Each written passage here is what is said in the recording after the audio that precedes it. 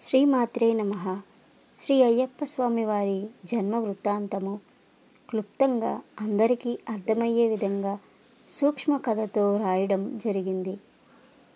అమృతం కొరకు దేవతలు రాక్షసులు కలిసి క్షీరసాగరమును మందార పర్వతమును కవంగా చేసి వాసుకి అను సర్పమును తాడుగా చేసి మదించు సమయమున ముందుగా ఉద్భవించిన హాలాహలమును గాంచి భయక్రాంతులై అందరూ పరుగులు తీస్తుండగా అది చూసిన పరమేశ్వరుడు హాలాహలమును మృంగి ఆ వేడిని తట్టుకోలేక తన కంఠమందు బంధించి గరళకంఠుడై వెడలెను.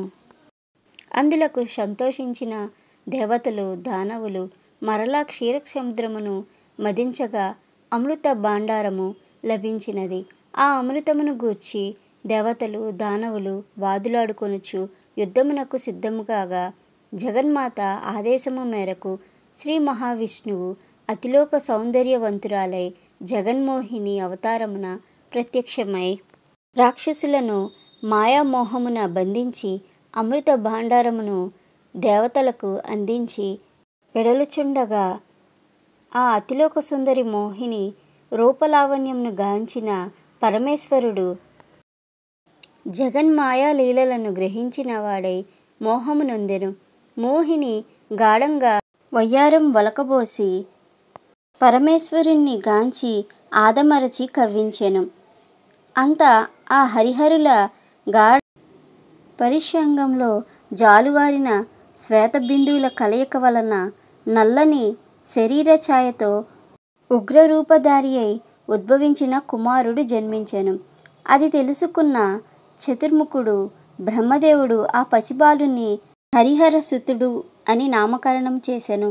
తల్లి అయిన మోహిని తన కంఠమందున్న మణిహారమును తీసి బాలుని మెడలో వేసి మణికంఠుడు అని తండ్రి అయిన పరమేశ్వరుడు సకల భూతాలపై ఆధిపత్యము ప్రసాదించి భూతనాథుడు అని పిలిచారు. శివకేశవుల తత్వమున ఉద్భవించిన హరిహరసుతుడు సర్వధర్మములను శాసించు ధర్మశాస్త్రగా ఖ్యాతిగాంచెను. అలా ఉండగా మహిషాసుని ఆకృత్యములను భరించలేని దేవతలు జగన్మాతను శరణు వేడిరి. ఆ తల్లి ఆశీర్వాదముతో శ్రీలక్ష్మి, సరస్వతి, పార్వతి దేవేరుల నుండి ఉద్భవించిన శక్తి స్వరూపిణి దుర్గాదేవి మహిషాసురుణ్ణి రాక్షసుని సంహరించెను. తన సోదరుని మరణవార్త విని భరించలేని మహిషి ప్రతీకారము తీర్చుకొనుటకై ముల్లోకములను అల్లకల్లోలము చేయుట నిశ్చయించుకొని తనకు మరణము లేని వరమును పొందుటకు బ్రహ్మదేవుని గురించి ఘోరమైన తపస్సు చేసెను. మహిషి తపస్సుకు మెచ్చిన బ్రహ్మ ప్రత్యక్షమై నీ కోరికను తెలియచేయమనగా మహిషి తనను చావులేని వరమును ప్రసాదించమనెను.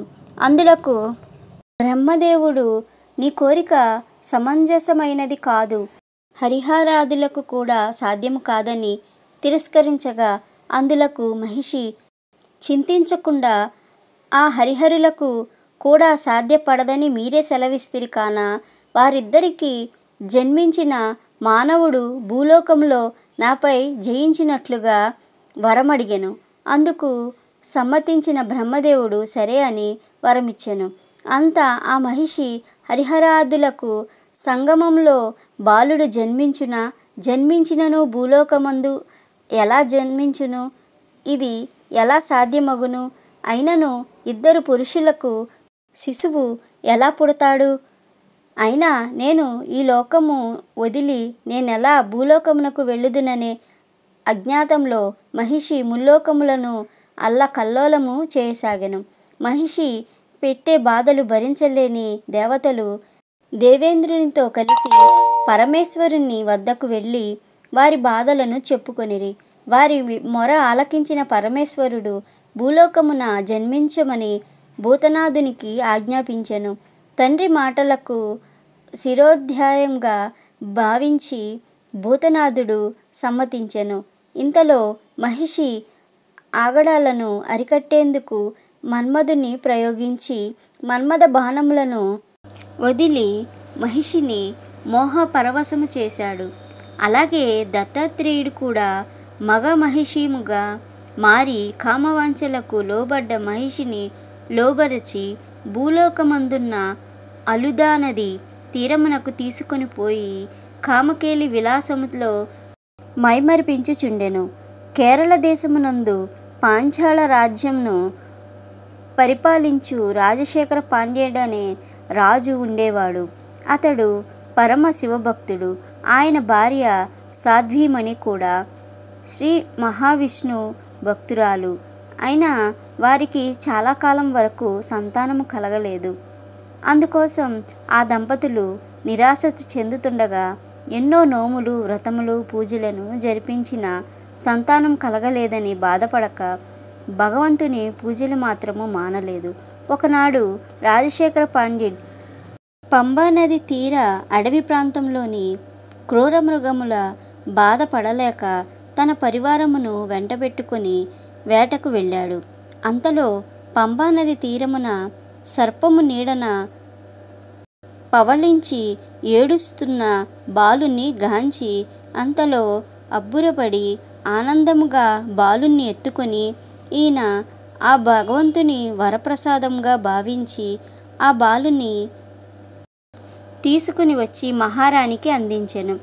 ఆమె మహా ఆనందంగా బాలుని ఎత్తుకొని అక్కున చేర్చుకొని ఆనంద పరవశురాలైంది. ఆ బాలునికి కంఠమున మణిహారము, దివ్యకాంతులు వెదజల్లుతున్న ఆ బాలుని మణికంఠుడని నామకరణము చేసి ఆ దంపతులు అల్లారు ముద్దుగా పెంచుకొనుచున్నారు. ఆ మణికంఠుడు అడుగుపెట్టిన మహత్యమో ఏమో కానీ మొత్తానికి ఆ పాందాళ రాజ్యము సుభిక్షముగా నుండెను. అంతనే కాక పాందాళ రాణి కూడా గర్భము దాల్చి ఒక కుమారుని ప్రసవించెను. వారి ఆనందమునకు అవధులు లేకుండెను. మణికంఠుని 5వ ఏట రాగానే అక్షరాభ్యాసం గావించి విద్యా అభ్యాసమునకు గురువులకు ఆశ్రమమునకు పంపిరి. అక్కడ మణికంఠుడు అనతి కాలములోనే సకల విద్యలు అభ్యసించి సకల శాస్త్ర పారంగతుడై గురుదక్షిణగా గురుపుత్రునికి మాటను మరియు దృష్టిని ప్రసాదించెను. అంతలో ప్రజలను భయక్రాంతులను చేస్తున్న వావరు అను బందిపోటు దొంగను ఎదుర్కొని అతనిని మణికంఠుడు ఓడించి తన భక్తునిగా మార్చి స్నేహితుడిగా చేసుకొనెను.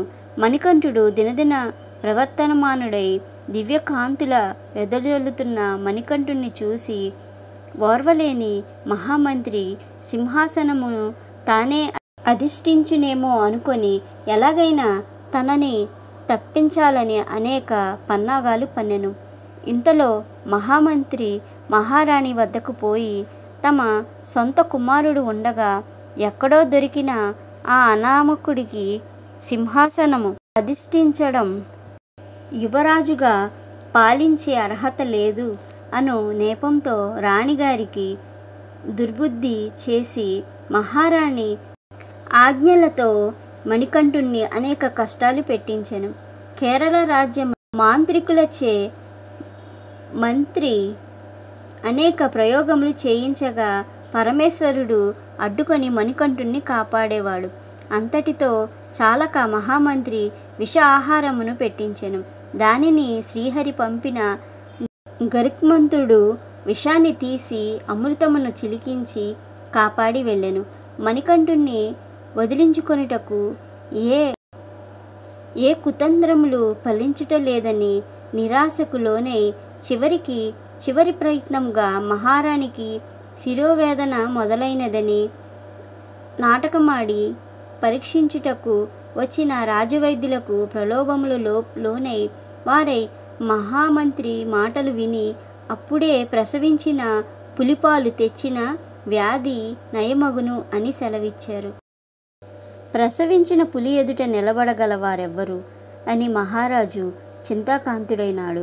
పులిపాలు తెచ్చి పెంచిన తల్లిదండ్రుల రుణమును తీర్చుకొనుటకై మణికంఠుడు అనుజ్ఞ అడగగా మహారాజు కృంగిపోయాడు. పట్టు వదలని మణికంఠుడు మరీ మరీ బ్రతిమాలి అడగగా మహారాజు ఆజ్ఞ ఇవ్వక తప్పలేదు.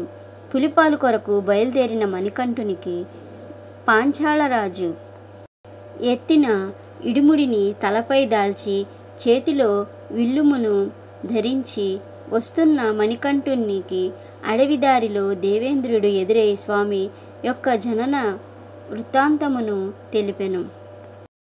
మహిషి ఆగడాలు మితిమీరిపోయాయి. సంహరించుటకు తగిన సమయము ఆసన్నమైనదని సెలవిచ్చాడు.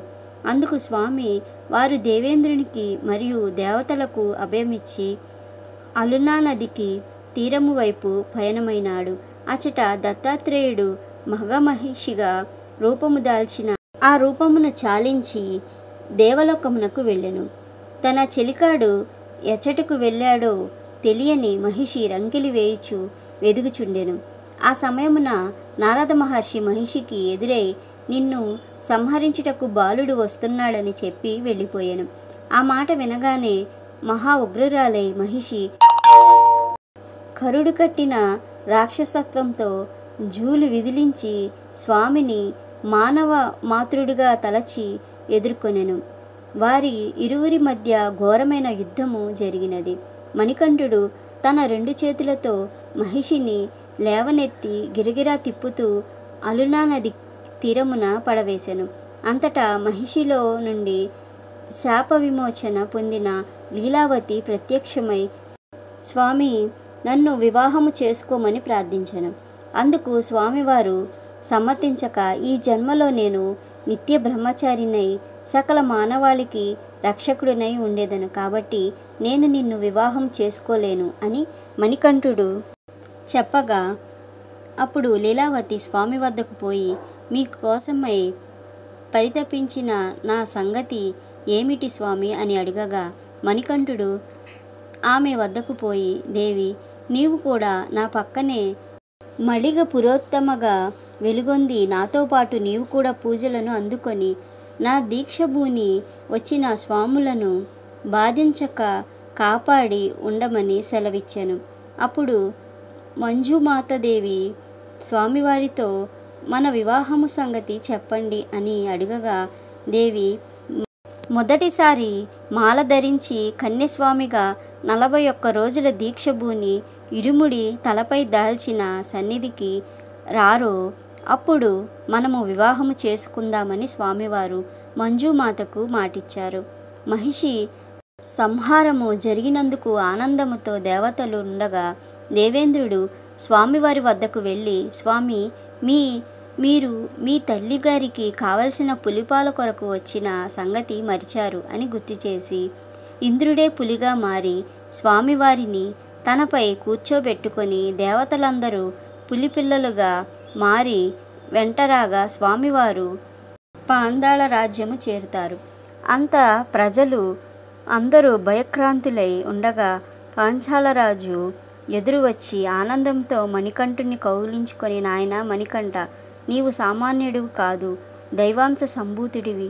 మా తప్పులు మన్నించి మహారాణి అలాగే మహామంత్రితో కలిసి చేసిన కుతంత్రాలను మన్నించి రాజ్యభారము స్వీకరించమని ప్రార్థించాను.